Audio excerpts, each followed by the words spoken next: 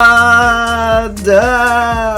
are watching the number one podcast in the whole entire YouTube wrestling community, and this time, talking to every single one of you. I hope that you're doing great, and one more episode of Rover. We're going to be talking about everything that happened at Emergence. Impact's Emergence, they had a pay-per-view, or like it's Impact Plus special. They always do it like right now, like they have to collide or like coincide with like the WWE shows and also AEW Rampage. So we're going to be talking about everything, family. Thank you so very much for being one more time with me. We always cover these shows. Impact is also one of like the companies, the wrestling companies that we cover. So welcome. We're going to be dissecting everything. Thank you so very much for like always like supporting us in like all the social media waves. We're like on YouTube, we're like on Facebook, Instagram, Twitter, TikTok, you name it, we have it all. So please keep like also like going to Robreak, the original Robreak, keep subscribing to every single one of them. Don't forget, yesterday we had a live stream. We talk about everything, the return of CM Punk to the professional wrestling world after 7 years.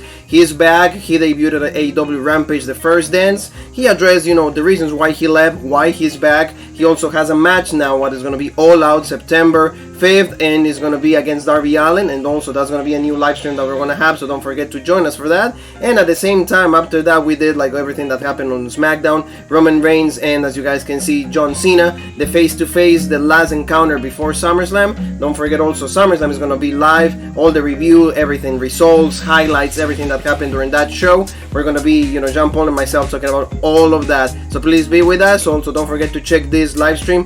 We go over an hour about like everything that happened in both shows. So be with us, family. Now let's focus now. Let's turn to our attention to what it is Impact. And Impact like deliver a pretty decent show. The one thing is like they like to have everybody like this, like kind of like the main part of the roster. They like to have it in there. So 9 matches we have. So let's talk about like the first match, and that's Matt Cardona going against Rajeev. Pretty good match. Rajeev is really underrated. The one thing is like this guy is like really great in the ring, execution is perfect, and Matt Cardona, like they're having like him like with like different feuds right now. They don't really have him going after a championship, but now the current feud is Rajeev. Like I said, they have a pretty good match, and at some point I thought that Rajeev was gonna win the whole thing, just because like again like he's really great in the ring, and you guys can see the crossface. He was using the ropes like just to get like the win, but in the end, Matt Cardona comes back to get like this victory, and then he does like the radio silence or the Rough Rider. That's his finishing move. Really cool stuff, and after like he couldn't even have time to celebrate. He didn't have any time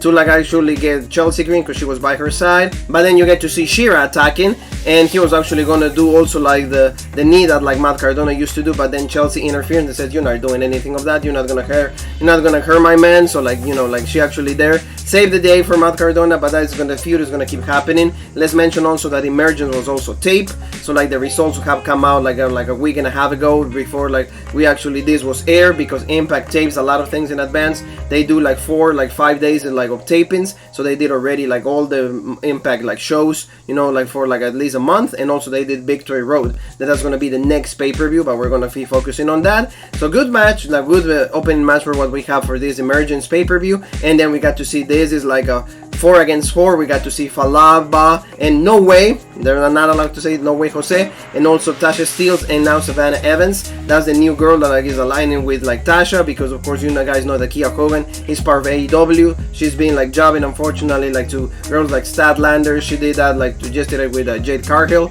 Also like she did this with Hikaru Shida and AEW Dark. So now like these 4 guys going against DK. We got to see Black Taurus in Triplemania. Like we covered that show also. Don't forget to watch that. Is in the channel. And on all the guys from DK, we got to see Rosemary, then we got to see Havoc and Crazy Steve. Really good match. Here, of course, DK does this portray as like the darkness, like this powerful team, and I believe that they're really nice. They actually have like a lot of coordination, chemistry between each other. And see like the main move right here is like a double spear from Black Taurus and Rosemary to take Falak Ba, and they get the win. Really good stuff. You see the darkness remains on Impact, and that is thanks to DK. These guys actually, like if they will feud them with against Violin by Design, this will be a really great feud one more time, because these guys have a lot of chemistry, like I said, in Rosemary and Havoc. Now that they have the Knockouts Tag Team Championships, like they're really great. So that was what we have. That was the second bout that we have in the night. And now we're going to talk about Steve Mclean and also like Petey Williams. They have a feud right now because Petey was trying to make the save when Steve Mclean was actually beating up one of the enhancement talents that he's had before. For that reason, they had this bout and a pretty good match. Here Mclean is like the one that they're pushing. This guy like is still still undefeated. He has not lost yet, and like I think they're trying to make him like a really credible heel. They're trying to maybe groom him for what I think is going to be Joseph Alexander. I think that's going to be a great bout, a great feud, but for now, we got to see Steve McLean get the win. Petey Williams has been putting over guys. That's what like his return pretty much has been, and it's fine I think because he has a lot of accolades, he has a lot of storylines. He's considered a legend, an icon when it comes to Impact, the creator of the Canadian Destroyer. So there you go, McLean gets the win. There you go, he does like reverse suplex that he slams like the neck onto like the ground, onto like the canvas or onto like the ring, and then Steve McLean gets the win. Pretty good stuff. I think that McLean one more time, he's probably going to be feuding with Joseph Alexander. That to me is going to be the main feud for the X Division Championship, but we're going to see that maybe like Victory Road or maybe like what's going to be maybe Bound for Glory, one of those pay-per-views. So we'll see what happens, family. Moving on, we're going to see the return of Madison Rayne. We haven't seen her in like a few months. Like she retired from commentary. She was actually with Josh Matthews, her husband. They were actually I like the chemistry that they have between the two of them. And now we're going to see her going against Taylor Wilde. Taylor Wilde has been in a feud with Daniel Dashwood and Caleb with a K, and now like Madison Rayne adds herself into the feud and now makes it even more. So, like they spice it up, they make it more like difficult for Taylor like to get the win. I think Taylor's going to be the one that is going to become #1 contender. Both one is going to be Bound for Glory, and maybe she's going to be the one beating Diana Perazzo. I don't know, only time will tell, but like that's my prediction. But here, of course, like they have the heels like get the win, like of course Daniel Dashwood held Madison Rayne. We got to see Taylor had the match won with like her finisher that does like a German suplex with the bridge. You see like that should have been a 1-2-3, but Caleb of course distracts the referee, like pulls him out, and then the referee and him are just talking about, oh, why you do that. In the meantime, Danielle shows up. Then she actually slams like Taylor Wilde into like the turnbuckle, and then we had to see Madison Rayne just rolls her up. It's in everywhere, WWE, AEW, Impact, everywhere. Like the roll up is like the most effective move right now, current state of like the professional wrestling world. That's the best move that you can do if you were choosing for a finisher. If you're a young wrestler, if you're like new in the business, there you go, choose like the roll up because it seems to work for everybody. So there you go, family. That's what we have for like this match. Now let's move on to like #1 contender for the Impact Championship. We know that Christian is like the current champion and he's going to be fighting against Brian Myers, but now they need to determine somebody that is going to be the next component for what is going to be Victory Road. Like I mentioned, we had Moose, Chris Sabin, Sami Callihan, and of course inevitable Ace Austin. Really great match in the Fatal 4-Way. These four like really completely turn the house down. Extremely great action. I think that the Moose should have won here. I think that Moose should be the one that like actually is the main Impact champion, like take the title away from Christian. They didn't do that. They are losing this opportunity on what it is Moose. I don't know what it is, but like for me, he should have been champion already. He should have been the one defeating Kenny Omega. They didn't do that, and actually Moose is about to like hit the spear on Ace Austin, but then he gets distracted, and then Sami Callihan beats him up with like a chair. That chair shot completely distracts him, and one more time, as you guys can see, another roll up, another pinning combination. 1, 2, 3, and now we have the #1 contender. Is the inevitable Ace Austin. Like Josh Matthews was saying, he is like the best young wrestler that we have right now. Like he's so good in the ring. He's been an X Division champion before. He's challenged for the Impact Championship before also. So it's gonna be a great bout. I think that these guys, and also like whoever came out of champion, we're gonna reveal that in just a little bit. But like it's gonna be really great. And Ace Austin being even the Impact champion will be good because he can produce great matches. He's really good in the mic. He has good chemistry, with Matt Fulton.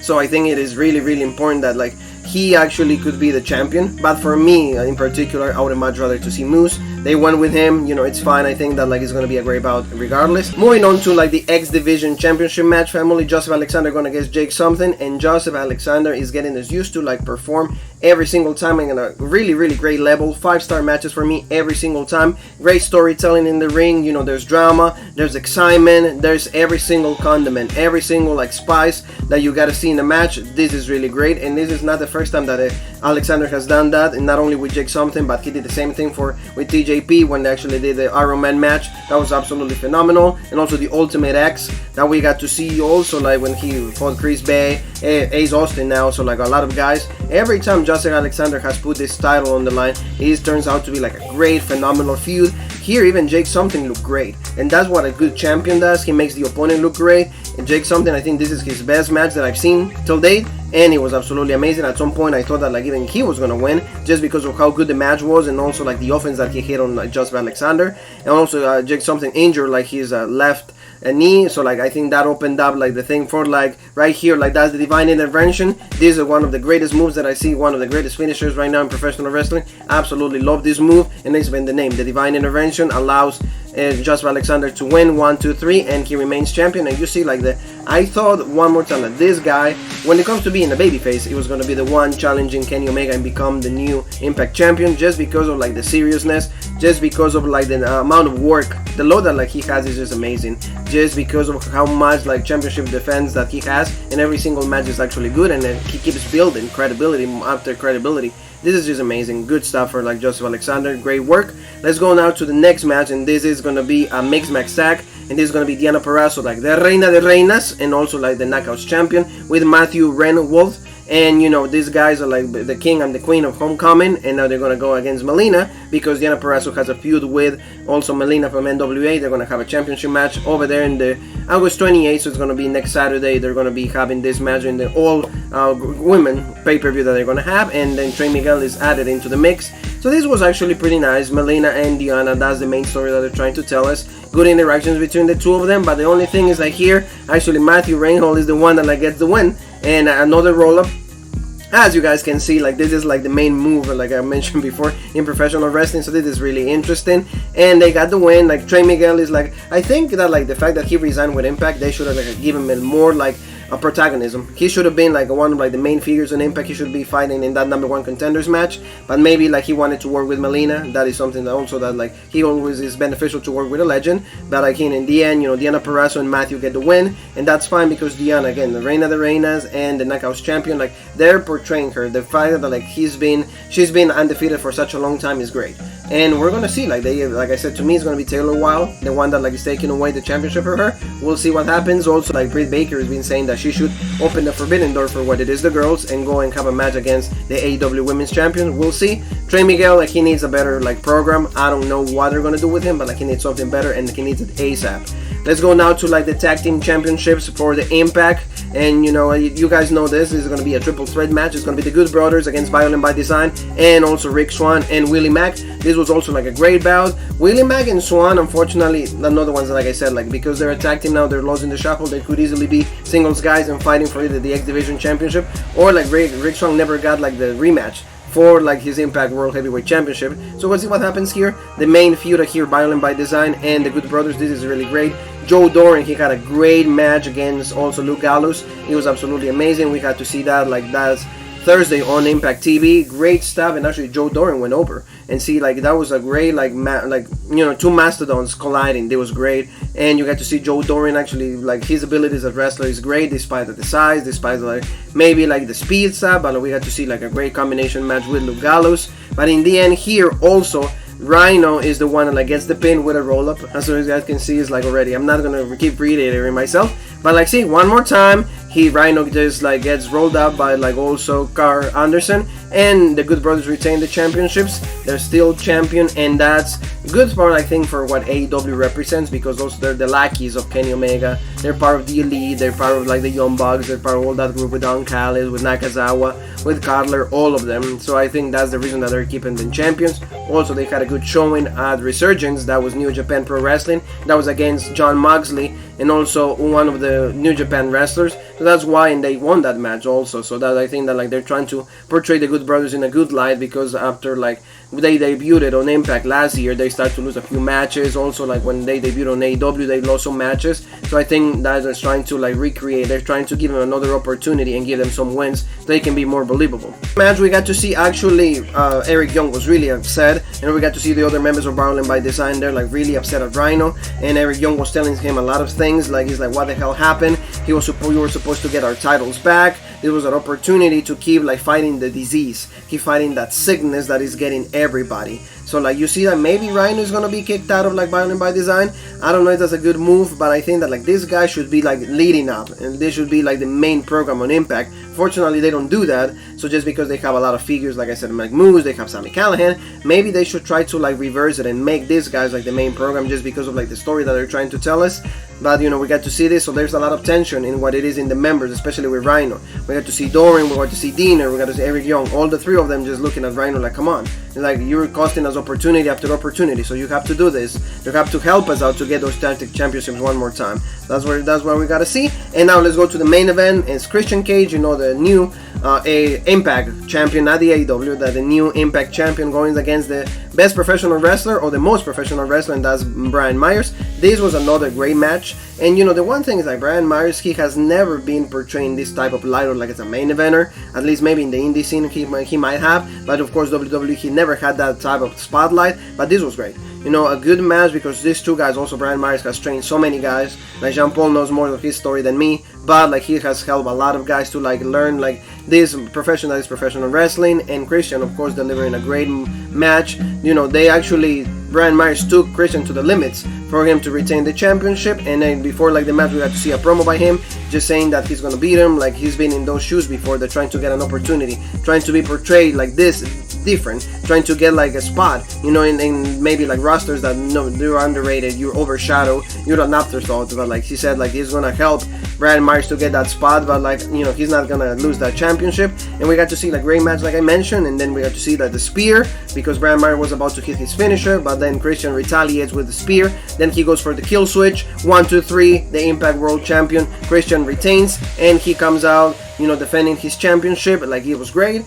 And this guy is gonna go against Ace Austin at Victory Road. That is gonna be the next step for Christian, but we know also like that he's gonna be challenging Kenny Omega one more time at All Out for the AEW World Heavyweight Championship. So even like in the promo that he was saying, like he's got a lot of his plate, but like he said that like he's really used to doing this. It's like, I work well under pressure. That's why I've accomplished what I've done. And this is, for me, this is nothing. So I'm used to doing this. I love this. I thrill with this. So really good stuff. And that was just the review, family. Emergence, Impact, really great show. I think that like if they will actually if they try not to have this many shows, I feel that like Emergence would have been a little better, maybe like 2 weeks from now, just because like it coincides.